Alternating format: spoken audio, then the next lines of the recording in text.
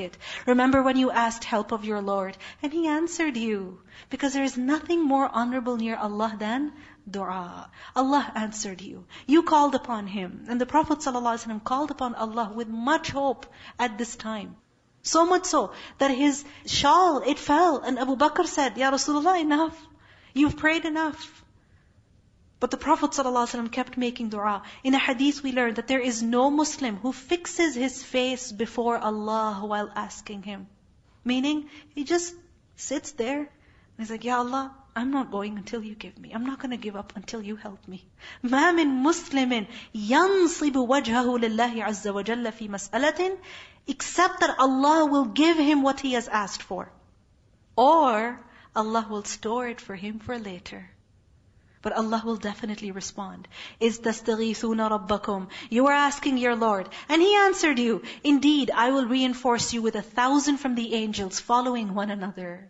And Allah made it not but good tidings, and so that your hearts would be assured thereby. And victory is not but from Allah. It is not from your numbers. Indeed, Allah is exalted in might and wise. Remember when He overwhelmed you with drowsiness, giving security from Him, and sent down upon you from the sky rain by which to purify you, and remove from you the evil suggestions of shaitan, and to make steadfast your hearts, and plant firmly thereby your feet. So the Muslims are being reminded over here of the various forms of help that Allah sent them. And here even sleep is mentioned, drowsiness, because drowsiness even is a form of a blessing sometimes. Remember when your Lord inspired to the angels, I am with you, so strengthen those who have believed. I will cast terror into the hearts of those who disbelieved. So strike them upon the necks, and strike from them every fingertip. Why? That is because they opposed Allah and His Messenger. And whoever opposes Allah and His Messenger, indeed Allah is severe in penalty. That is yours, so taste it. And indeed for the disbelievers is the punishment of the fire.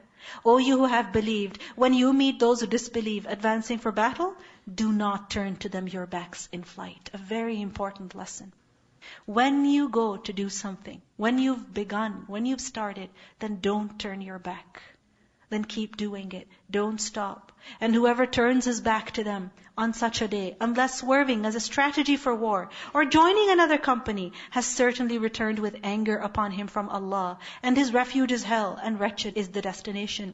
Because you see, when you've started something, it's always best to complete it. If you leave it in the middle saying, yeah, I'll do it maybe sometime, then what happens?